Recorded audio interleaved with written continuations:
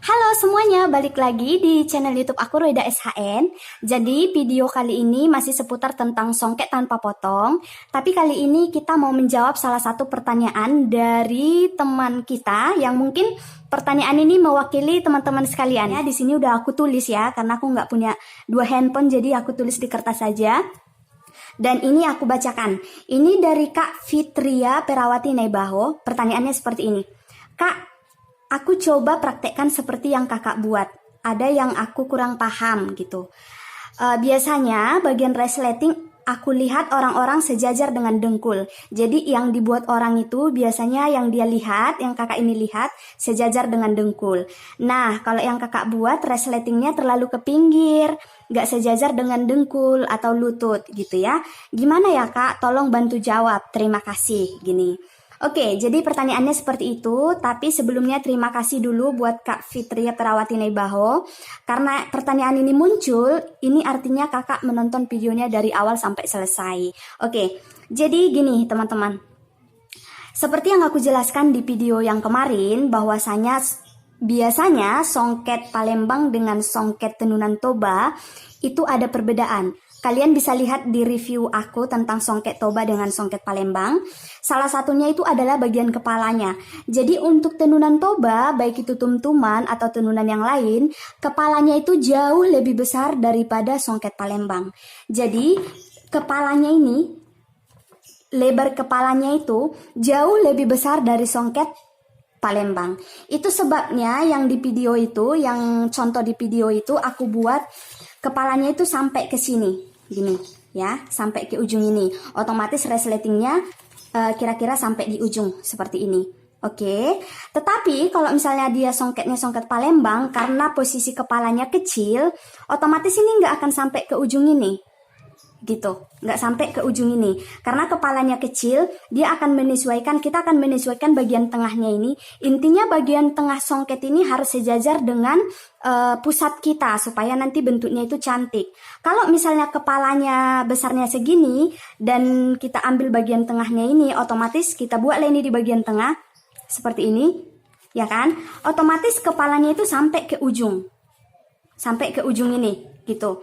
Tapi kalau misalnya tadi kepalanya cuma setengah atau nggak sampai sebesar ini, misalkan segini, otomatis kepalanya ini bagian tengah kepalanya kan mundur ke sini, ya, mundur ke sini. Coba kita letakkan misalnya ini bagian tengahnya, jadi dia nggak sampai ke ujung. Itu artinya kepala songket itu sangat berpengaruh dengan posisi resletingnya. Tuh. Semakin besar kepala songketnya, maka kemungkinan dia akan sampai ke ujung. Tapi jangan salah kalau misalnya kalian mau buat songket Tenunan Toba, kepalanya besar, tapi nggak mau sampai ke ujung, nggak mau sampai ke ujung seperti yang aku buat, kalian nggak harus memakai semua kepala ini. Kalian bisa memakai cuma dari batas ini. Dari batas ini, ya, seperti ini.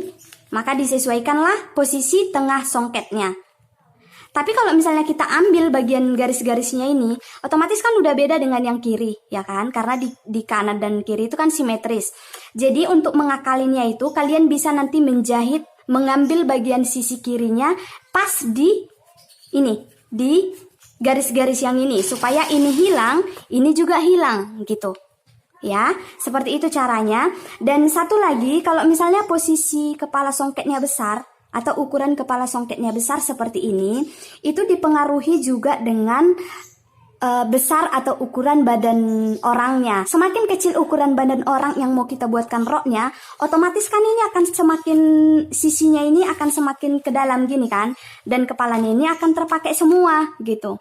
Tapi coba kalau misalnya ukuran badannya atau ukuran orangnya besar, otomatis ini akan kita lebarkan. Ini sisinya ini akan kita lebarkan seperti ini. Nih, ya. Seperti ini. Kalau misalnya ukuran badannya besar, otomatis sisinya ini akan kita pakai banyak, dan sisi kiri kanan kita pakai, dan kepalanya ini mungkin akan lurusan lutut gitu. Jadi yang perlu kita perhatikan itu adalah kepalanya ini, kepala songketnya, dan bagian kepala songketnya. Kalau misalnya kepala songketnya di sini, ya kita sesuaikanlah ini bagian tengahnya gitu. Ini bagian tengahnya. Jadi biasanya kalau yang untuk songket Palembang karena kepalanya kecil, iya betul. Misalnya kepala songket Palembang cuma segini, ya kan, segini. Ini bagian tengahnya gitu, ini bagian tengahnya. Yang ini kita sesuaikan dengan pusat atau titik tengahnya. Misalnya segini kan, nah, ya kan? Nih, inilah bagian tengahnya dan ini batas kepalanya ini nggak sampai ke pinggir gitu. Oke, bisa nggak dimengerti ya teman-teman? Sekali lagi aku jelasin, kalau misalnya kepala songketnya besar dan ukuran orangnya kecil, otomatis kepala songket ini akan menutup semua bagian depan. Ya. Dan kalau misalnya orangnya agak sedikit besar, kepalanya ini juga besar, paling tidak itu kan akan membantu. Lebar ke samping itu akan membantu sehingga bagian kepalanya ini nggak menutup semuanya. Jadi bagian kiri ada sisinya, bagian kanan ada sisinya. Karena gini, misalnya kepala songket ini besar, tapi ukuran orangnya lumayan kecil. Kan nggak mungkin kita buat di tengah-tengah seperti ini. Di tengah-tengah, biar misalnya gini lah, di lurusan, kita ibaratkan ini lurusan lutut garis ini. Nih. Otomatis bagian kepala ini akan ikut ke belakang ini. Gitu. Kalau misalnya pun nggak ikut, misalnya kita jahit di sini, kita ambil di sini, tapi bagian kepala songket ini nggak pas lagi nanti di tengah-tengah. Ya. Karena kan udah lebih lebar ke sini daripada ke sini. Kan bisa digeser, pas dipakai digeser aja biar pas di tengah-tengahnya. Kalau digeser akan tetap sama. Digeser seperti ini, digeser. Nih, digeser ya kan, digeser. Ya udah, bagian pinggirnya akan tetap di ujung gitu. Jadi buat teman-teman yang mau buat kepalanya ini lurusan lutut, ya kalian sesuaikan. Misalnya dia tenunan toba, ya kalian jangan pakai semua kepalanya seperti ini. Jadi ambillah di sini, nanti dijahit bagian sampingnya. Ini yang seperti aku bilang kan ada jahitan di samping, ada jahitan di samping ini. Kalian usahakan nanti pas ngambilnya itu bagian ininya, bagian sisi ini, bagian sisi ini, supaya dia simetris. Jadi ini hilang, ini juga hilang, gitu. Kalau untuk songket Palembang seperti yang kayak ini, nah, kalian bisa lihat kan kepalanya itu kecil, jadi bagian sisi ininya dan sisi kirinya ini masih ada yang terpakai, kepalanya itu kecil di tengah. Beda dengan tenunan toba itu biasanya lebar-lebar gitu. Jadi itu yang mempengaruhi ya. Tapi balik lagi kalau kalian mau pakai misalnya mau pakai semuanya dan ukuran orangnya kecil, ya udah mungkin dia akan sampai ke sini. Tapi kalau misalnya aku nggak mau yang walaupun badan orangnya kecil tapi aku nggak mau sampai ke ujung ini, harus pas di tengah-tengah misalnya gitu.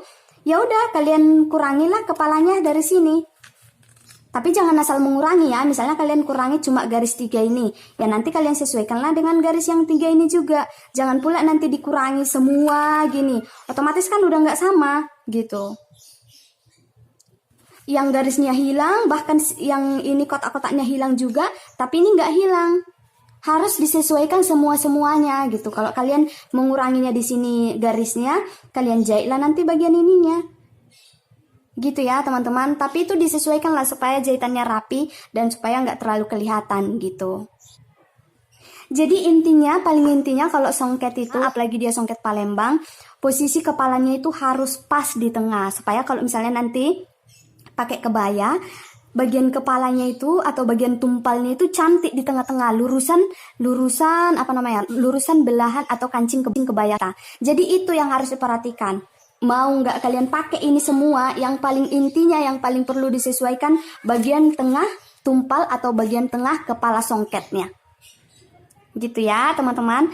Jadi mungkin cara aku dengan cara orang-orang pasti berbeda. Intinya seperti yang aku bilang, kalian bisa pelajarin yang dibuat orang, cara yang dibuat orang. Kalian bisa pelajari cara yang aku buat. Kalian sesuaikanlah yang mana atau bagian yang mana yang kalian nyaman. Kalau kalian nyaman dengan cara aku, silahkan.